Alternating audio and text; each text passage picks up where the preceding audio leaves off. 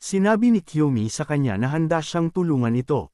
Nilinis ni Terara ang kanyang mga kamay at sinabing kaya niyang manatiling tinang kahit madumihan ng ilang basura. Nag-aalinlangan pa rin siyang maniwala sa future reading power ni Kiyomi. Gayunpaman, nakasaksi siya ng isang skill mula kay Kiyomi na hindi pa niya nakikita noon. Masasabi niyang may kakayahan si Kiyomi na talunin siya sa rank, at dahil doon, naniniwala siyang ang halaga ni Kiyomi ay higit pa sa isang normal na tao. Sinabi niya kay Kiyomi na nakuha ng potensyal nito ang kanyang atensyon. Naguluhan pa rin si Kiyomi pero nagpasalamat siya kay Terara.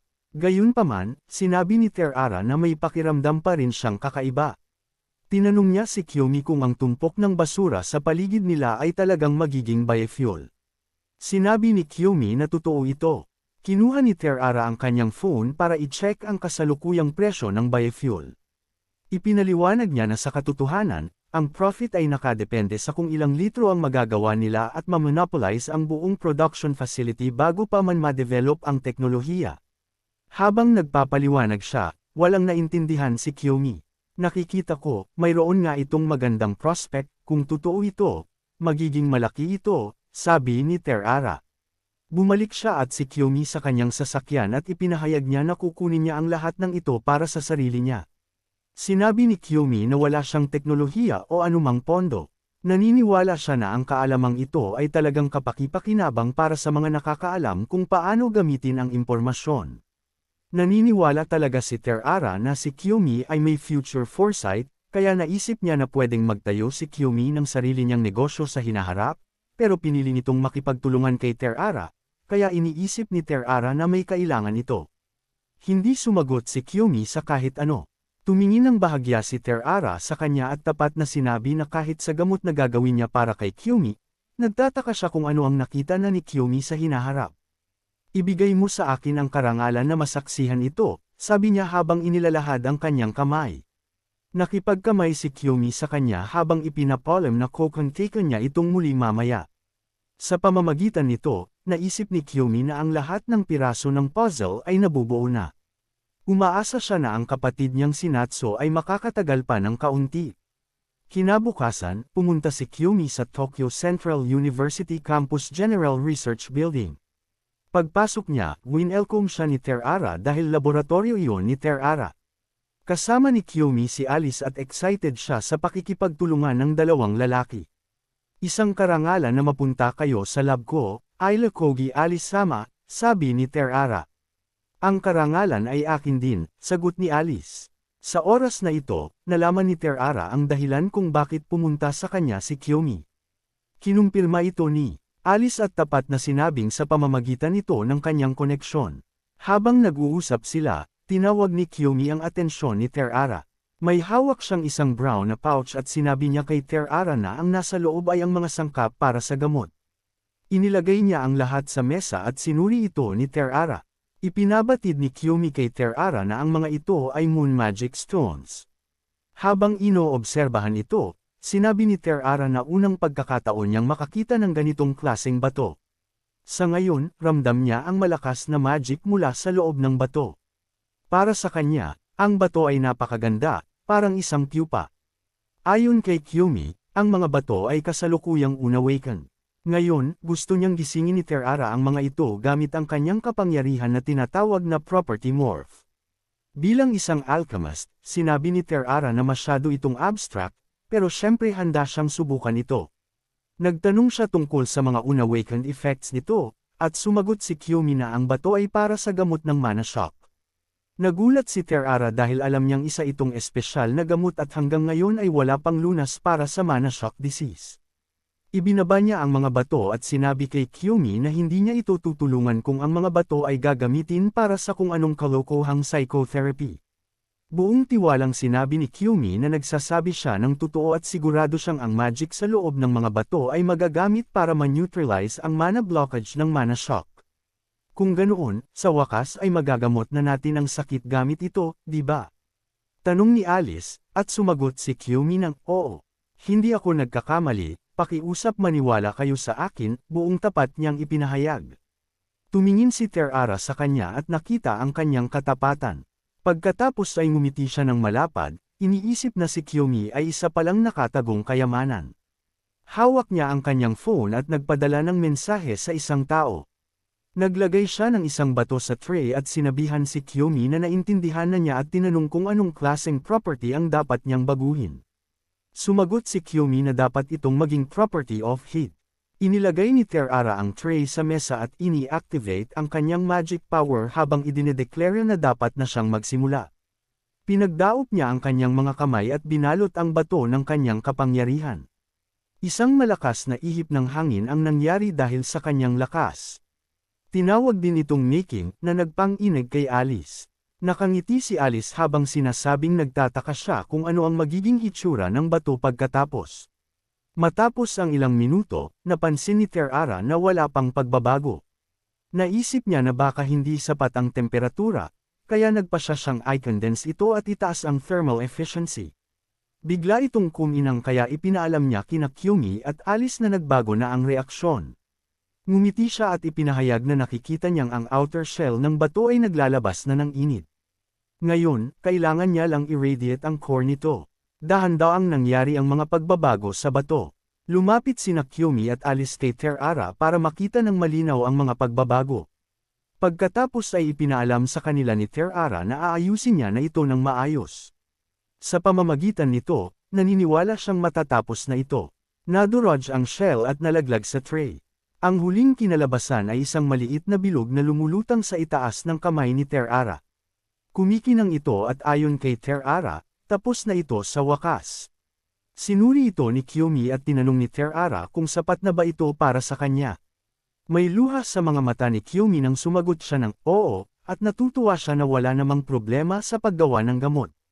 Sa orihinal, aabutin ng maraming taon para makumplito ang gamot na ito, at sa past life niya, namatay si Natsu. Pero ngayon, sigurado na siya na sa wakas ay magagamot na niya ang kanyang kapatid. Kanzaki, salamat sa iyo, nailigtas ko na ang nakababata kong kapatid. Salamat, sabi niya. Hawak niya ang kamay ni Terara habang ipinapakita ang kanyang pasasalamat. Nakatitig si Alice sa kanya at hindi siya makapaniwala na gagawa ito ng ganitong ekspresyon na nagpapakita na ang kapatid nito ay talagang mahalaga sa kanya.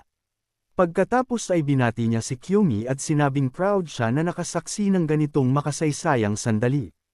Gayunpaman, gusto niyang i-treto nila ang tagumpay na ito ng maingat, dahil alam niyang magdudulot ito ng malaking gulo sa mundo.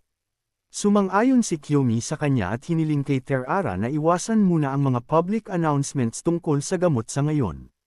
Pinutol siya ni Terara at ipinahayag na ito na ang tamang oras para i-announce ang gamot dahil ito ay gamot para sa isang sakit na nagbabanta sa sangkatauhan. Sinabi niya kay Kiyomi na hindi lang ang kapatid nito ang naghihirap, may mga may sakit sa buong mundo na kailangan din ng gamot. Para sa kanya, wala namang dapat ipag-alala si Kiyomi dahil may kapangyarihan naman itong makita ang hinaharap. Sinabi ni Alice sa kanya na ayaw ni Kiyomi na malaman ng mundo ang tungkol sa kapangyarihan nito. Hindi na nagsalita pa si Kiyomi at tila hindi pa rin sang-ayon si Terara. Habang nagdidiskusyon, dumating ang isa sa mga guards ni Terara at ipinaalam sa kanya na maraming tao ang biglang dumating.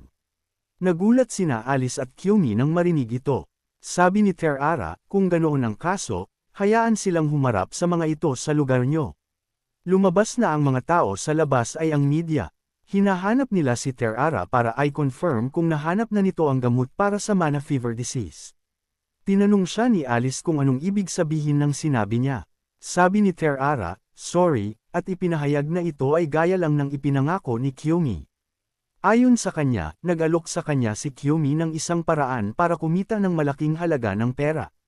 Tumingin si Alice kay Kiyomi at ipinaalam ni Kiyomi sa kanya na ang sinabi ni Terara ay totoo. Sadyang wala lang siyang masyadong oras para asikasuhin ang media at ang mundo dahil kailangan niyang mag-focus sa paggamot sa kapatid niya.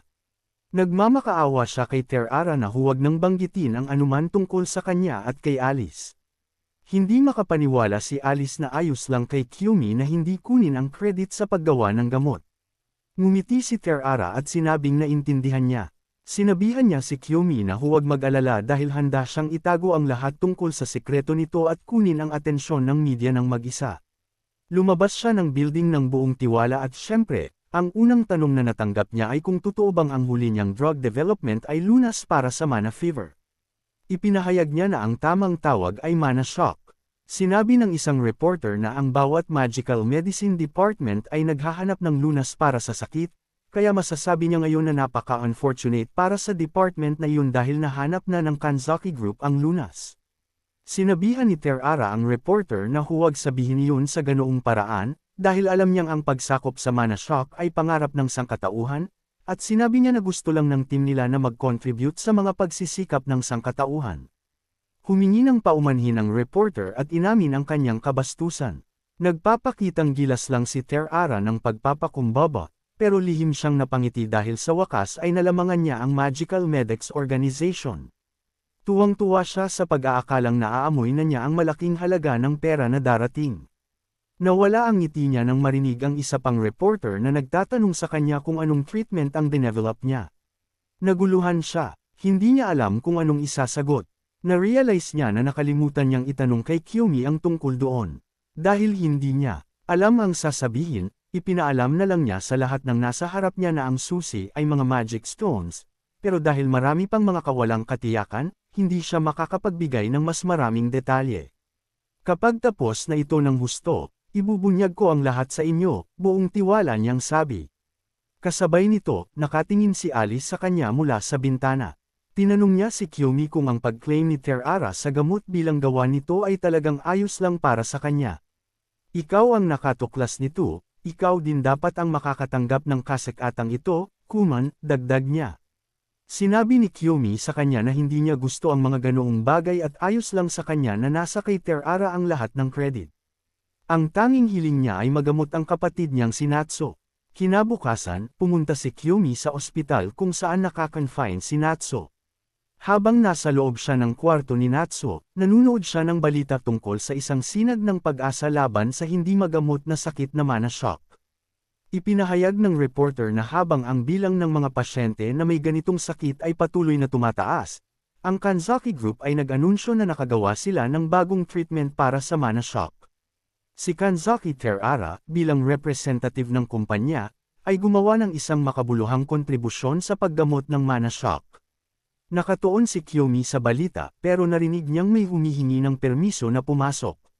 Si Alice iyon, kasama si Naami. Hindi lang sila, kundi pati na rin si Terara. Hindi ba't nasa TV ka ngayon? Tanong ni Kyumi kay Terara.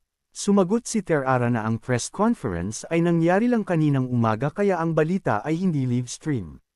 Nagdala siya ng isang case ng gamot habang ipinapalam kay Kyumi na natapos na niya ang pagbabago ng mga properties ng mga bato kaya dumating siya para i-deliver ito.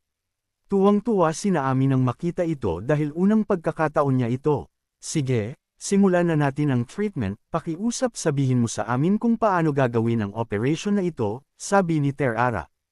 Humingi ng paumanhin sa kanya si Kyumi at ipinaalam na ang papel nito ay tapos na. Natulala si Terara dahil inaasahan niyang siya rin ang gagamot kay Natsu gamit ang gamot. Mula ngayon, trabaho na ito para sa isang magic user. Naami, ipinapaubaya ko ito sa iyo, sabi ni Kyumi, at sumagot si Naami ng oo. Tuwang-tuwa siya habang sinasabi kay Kyumi na handa siyang tumulong hanggat kaya niya. Ngumiti si Kyumi sa kanya at sinabing umaasa siya rito. Paano namang hindi kakailanganin ang kamay ng doktor sa isang treatment? Kalokohan iyan, sabi ni Terara. Napagtanto ni Alice na dumating si Terara dahil malamang ay hindi nito alam kung paano gamitin ang mga magic stones. Tumawa si Terara at sinabihan si Alice na itigil ang pagbibiro. Pinagpapawisan siya habang sinasabing hindi naman siya ganoon kababa para hindi malaman kung paano gamitin ang magic stone. Nagsinungaling siya na dumating lang siya para sa mga tao, para sa kapakanan ng mundo. Pumunta si Kyumi sa kanyang kapatid at alam niyang sobrang nasasaktan si Natsu. Hinawakan niya ang kamay ni Natsu at ipinangako rito na magiging maayos ang lahat. Ngumiti siya rito para magpakita ng positibong pananaw. Ngumiti rin si Natsu bilang tugon kay Kyumi. Kinuha ni Kyumi ang case ng gamot, nakuha rin niya ang unang gamot na ginawa ni Terara. Ginamit niya ang lahat at hinayaan itong lumutang sa itaas ni Natsu. Ginamit niya ang kanyang kapangyarihan para hayaang mapasok ng gamot ang katawan ng kanyang kapatid. Isang purplish na usok ang lumitaw, isang senyales na ang epekto ng gamot ay nagsisimula na. Nangangatog si Natsu. Kasabay nito, ipinaalam ni Kyumi kay Naami na ang kondisyon ni Natsu ay bubuti na kapag nawala na ang mga blockages. Pagkatapos ay pinayagan niya si Naami na simulan ang pagpapagaling kay Natsu, at agad na ini-activate ni Naami ang kanyang healing magic at sinimulan ang paggamot. Sa kabutihang palad, maayos na ang paghinga ni Natsu. Ginagamit pa rin ni Kyumi ang kanyang mana, na ipinapasok sa mga bato. Masyado siyang maraming nagagamit na mana kaya siya naging malakas, pero nainis siya sa pag-iisip na baka hindi sapat ang level niya ngayon kaya siya nahihirapan. Sa kasamaang palad, nawalan siya ng lakas at muntik na siyang bumagsak. Mabuti na lang at sinuportahan siya ni Alice at tinulungang mag-channel ng mana sa mga bato. Hindi tayo pwedeng mab-aigo rito, tinutulungan kita, sabi ni Alice na may ngiti sa mukha. Ngumiti rin pabalik si Kyumi at ipinagpatuloy ang ginagawa. Nagpasalamat siya kay Alice at hindi na siya mabigat ngayon dahil sa tulong ni Alice. Kumikinang na ang mga gamot. Ipinagpatuloy nila ang ginagawa hanggang sa lumakas ang liwanag. Naduraj ang mga gamot at nalaglag. Natakot si Terara, nagtatago siya sa kurtina habang tinatanong si Kyumi kung nagtagumpay ba ito sa paggamot sa kanyang kapatid. Sinabi ni Kyumi na dapat ay sapat na iyon. Humihinga pa rin si Natsu. Tinawag niya si Kyumi kaya agad na sumagot si Kyumi at tinanong kung okay lang ba ito at ano ang nararamdaman nito. Sumagot si Natsu na pakiramdam niya ay bumubuti na siya. Tinanggal niya ang mask at ngumiti habang sinasabing hindi na ito masakit. Hinayla siya ni Kyumi at mahigpit silang nagyakap. Nagsimulang umiyak si Kyumi at sinabing natutuwa siya. Umiyak din si Natsu kasama niya at naging emotional si Naami dahil sa kanila. Sa sandaling ito, pinulot ni Terara ang isang maliit na piraso ng basag na gamot at naisip na sa pamamagitan ng pag-channel ng mana sa mga batong inilagay sa itaas ng pasyente, posible silang magamot. Hinayla siya ni Alice at sinabing dapat silang mag-usap ng mga detalye sa labas para maiwan sina Kyumi at Natsu ng mag-isa. Nagyakapan pa rin sina Kyumi at Natsu at pinahalagahan ang sandali.